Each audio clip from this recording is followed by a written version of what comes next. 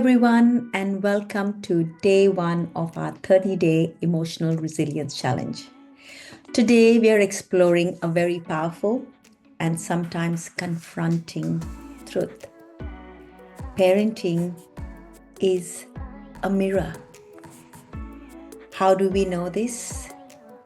Have you ever noticed that certain behaviors in your child triggers frustration, deep frustration, or even an emotional reaction that feels bigger than the moment?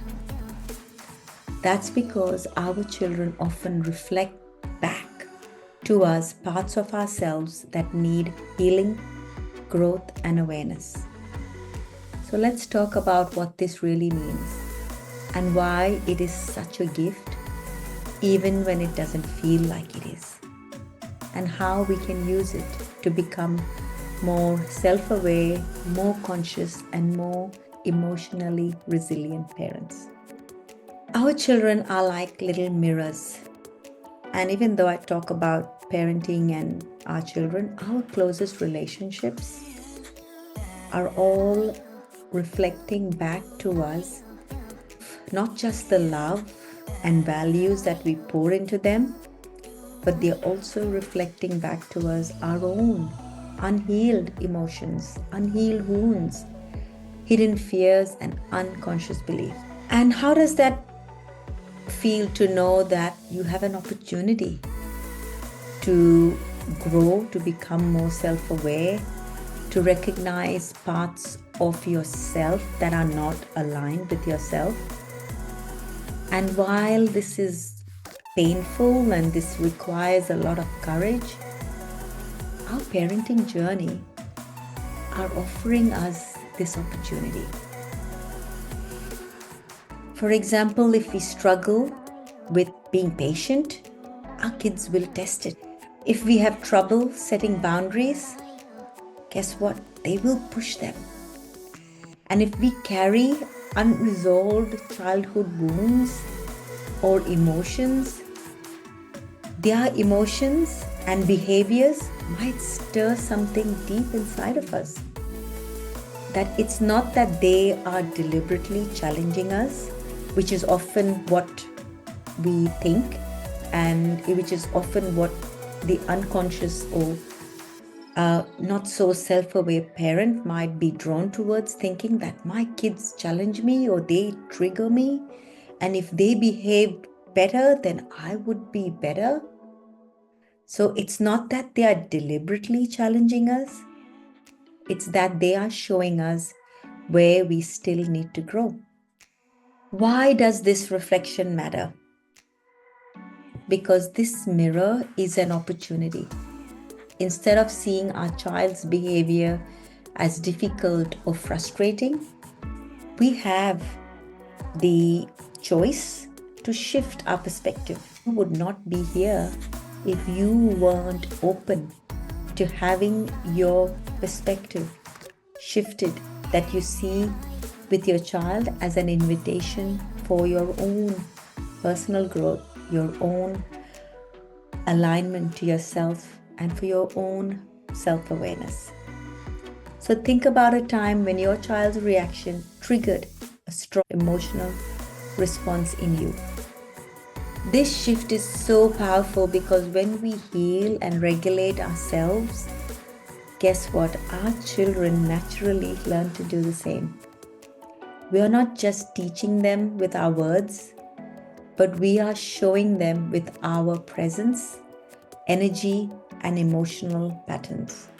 After all, you have heard this idea that we are modeling to our kids, and our kids are playing out behaviors modeled to them. It's not uncommon that when I find a parent come to me and say, my child has extreme anger and I just cannot manage their irrational anger, that we start to find out patterns of where a parent is modeling anger as a reaction. Anger is their go-to pattern. So our kids are modeling what we are showing to them. We are not just teaching them through our words, but we are showing them with how we react. We are showing them through our actions. We are showing them through our presence, our energy, and our emotional patterns. So, how do we use this awareness instead of resisting it? And here are 3 simple steps. Step number 1, pause and reflect. So the next time you find yourself triggered by your child's behavior, stop a moment and instead of reacting, take a deep breath and ask yourself, what am I feeling right now? You will find that as you do this, you are breaking pattern of just reacting out of your anger, out of the emotion that's trapped in your body. Often you will find as you become more and more self-aware that as you feel triggered, there are parts in your body that seem to feel a bit of stress and tension, which is why this tip of pause and reflect comes into effect. So take a deep breath, ask yourself, what am I feeling right now? Where am I feeling it? And then ask, is this really about my child? What is it really bringing up for me? Sometimes it's not about the messy room or the back talk. It's about something deeper. It's about something deeper within us. And I invite you to go deeper as you feel into where in your body it lies and you ask the question, what is this really bringing up for me? I invite you to go into the story.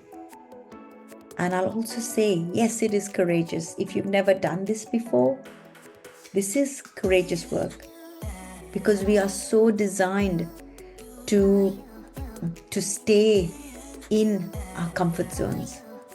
And you may have heard this too, that the magic really happens outside our comfort zone.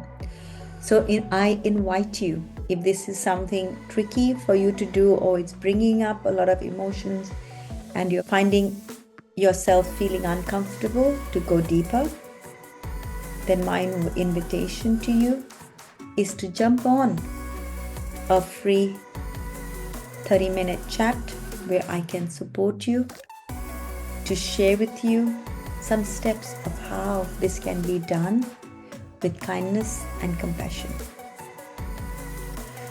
Step number 2 is to get curious, not judgmental. So instead of seeing behavior as bad or defiant, ask, what is my child trying to show me about myself? What old wounds or fears might be coming up for me?